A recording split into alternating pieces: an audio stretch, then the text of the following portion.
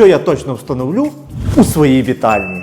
ТВ-тумба з вентиляційним каналом. Навіщо це потрібно? Давайте розповім. У більшості людей тут знаходиться велика кількість різноманітної техніки: роутер, ресивер, ТВ-приставка і PlayStation. Усі ці прилади нагріваються, а за рахунок цієї решітки відбувається обмін повітря з гарячого на холодне, і вони простужать вам довше. Плюси: не потрібно сверлити отвори самому, повітря циркулює тихо і є стильні металеві решітки. Збережіть собі, якщо плануєте ремонт, і замовляйте у нас під ключ.